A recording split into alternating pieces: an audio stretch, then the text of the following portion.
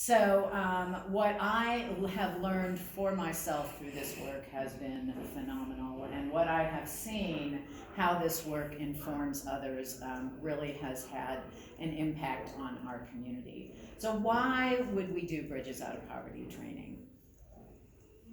What I believe, thank you, Diane. Because I learned so much, and I tell everybody about this. So if you have not taken Bridges Out of Poverty, please sign up. And I've been fortunate enough to do day 1, day 2, and healthcare.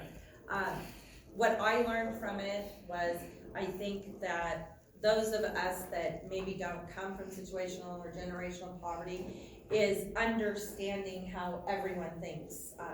In the different classes, and I will tell you, it was eye-opening to me, what I learned in the class, and so now when I meet with anyone, I try to put that hat on, so that someone had said, that we start meeting people where they are, not coming from where we are.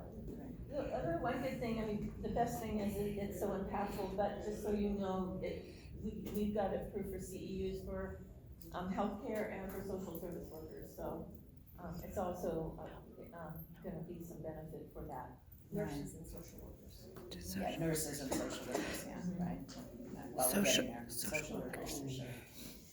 So it brings us a common understanding and a common language. So when we come to the table, we have words that we can use together around inclusion and social coherence and relationship. Because we all come, as we've seen here today, we all come from a different perspective from the work that we're doing in community. So we talked today about not only the barriers for those we serve, but what are the barriers that we as organizations are encountering. So this work is about relationship on the individual level, relationship on the institutional level, and relationship at the community policy level. We are all in this together. So what is our understanding? What is our common language? And the word I like to use is interdependence. This is important to every one of us in our work together, in our neighborhoods, and for those we serve. So the training looks at the individual, institutional, and community policy lenses. We have to look at this work that we're doing from all of those areas.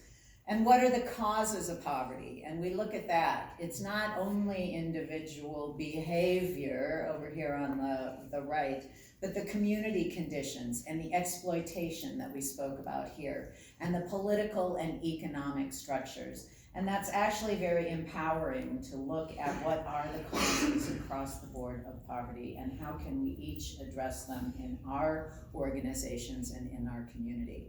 And then the resource building model, who needs to be at the quote table, as I just mentioned earlier. And I think that's what Opportunity Alliance Nevada provides, is a table, perhaps the table statewide, to bring these organizations together with a common language and a common intention. When I was in Las Vegas recently at training, we talked a lot about what do we believe as a community?